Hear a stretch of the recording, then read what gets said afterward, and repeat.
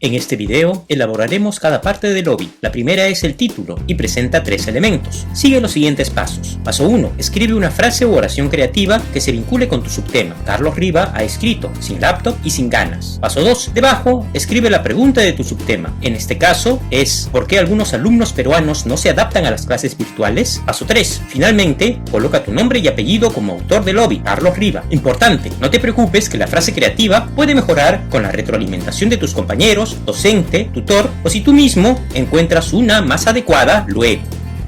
La segunda parte de tu OBI es la introducción. Para elaborarla, con letra número 48, haz lo siguiente. 1. Debajo de tu título, crea un cuadro y escribe 1. Introducción. 2. Abre dos ramas. 1.1 Contextualización y 1.2 Anticipación.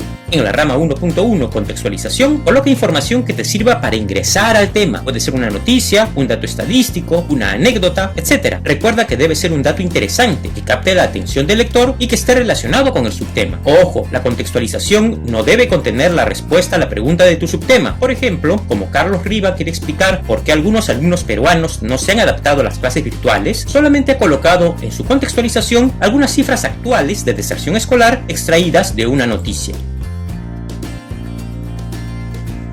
En la rama 1.2 Anticipación, solo debes presentar una ramificación. En esta, debes indicarles a tus lectores qué es lo que explicarás en tu texto. Hazlo en una sola oración. Veamos el ejemplo de Carlos Riva. Él ha escrito: a continuación, se explicará por qué algunos alumnos no se adaptan a las clases virtuales, que es otra manera de referirse a la pregunta de su subtema. ¿Por qué algunos alumnos peruanos no se adaptan a las clases virtuales?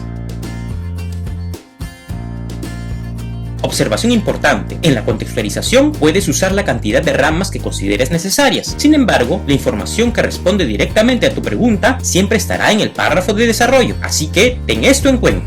La tercera parte de tu OBI es el desarrollo. Para su elaboración, realiza lo siguiente. 1. Debajo de las ramas de la introducción, proyecta una flecha o línea y crea otro cuadro, el desarrollo. 2. Debajo de él, inserta otro cuadro para presentar 2. Idea principal. Allí escribirás la respuesta en una oración a tu pregunta del subtema. Recuerda que esta oración la estás trabajando desde la semana 2. En el caso de Carlos Riva, ha colocado 2. Idea principal. Los estudiantes peruanos no estaban preparados ni técnica ni actitudinalmente para la educación virtual. Fíjate que la idea principal es una oración que responde directamente a la pregunta de Carlos Riva. ¿Por qué algunos alumnos peruanos no se adaptan a las clases virtuales?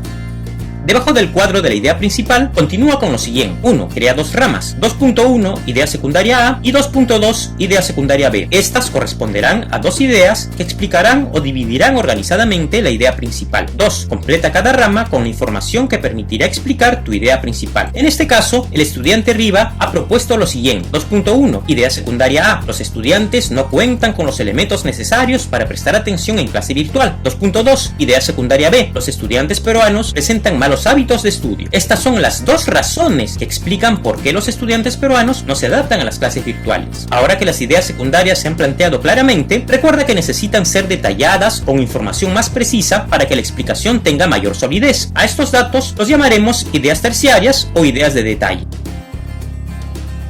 Para ello, debajo de cada idea secundaria, crea 2 o 3 ramificaciones para explicarlas respectivamente. En cada rama colocarás datos agrupados de forma lógica y jerarquizada. Eso significa que puedes añadir más información pertinente para una mejor explicación. Recuerda que esos datos o ideas deben centrarse únicamente en detallar la idea secundaria con la que se relacionan. Por ejemplo, Carlos Riva ha trabajado de la siguiente manera en su idea secundaria A. 2.1 Idea secundaria A. Los estudiantes no cuentan con los elementos necesarios para prestar atención en clase virtual. Después de leer sus fuentes confiables, Carlos comprobó que muchos estudiantes no contaban con el acceso a internet necesario y con equipos en sus hogares para conectarse a las clases virtuales. Entonces, para explicar su idea secundaria A, decidió colocar lo siguiente: dificultades para el acceso a internet u otro medio de comunicación y posesión de un solo computador. Date cuenta de que cada uno de ellos son elementos fundamentales para llevar a cabo adecuadamente una clase virtual. Luego, debajo de cada rama, agregó detalles importantes para describir la magnitud de estas dificultades hasta que la explicación fue suficiente. Por eso, incluyó el dato de calidad de Wi-Fi y uso de los equipos en el hogar, respectivamente.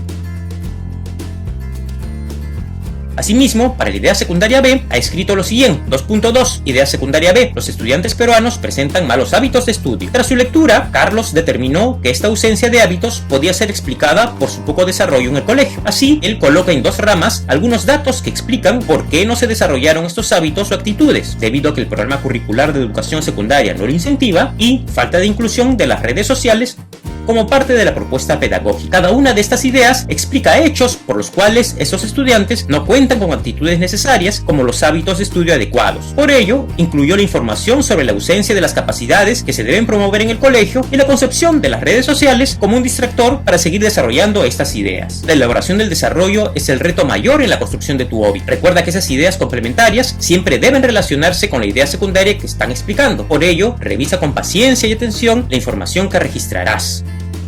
Consejos importantes. 1. Siempre sintetiza la información pertinente en frases u oraciones cortas. Por ello, evita copiar en tu hobby párrafos enteros de las fuentes. 2. Siempre usa tus propias palabras o las palabras clave del texto para expresar la información que consideres relevante. Por ello, evita copiar literalmente la información de las fuentes. 3. Siempre coloca la información con el detalle necesario como para que recuperes ese dato con facilidad desde tu hobby. Por ello, evita colocar palabras sueltas sin información concreta que la respalde.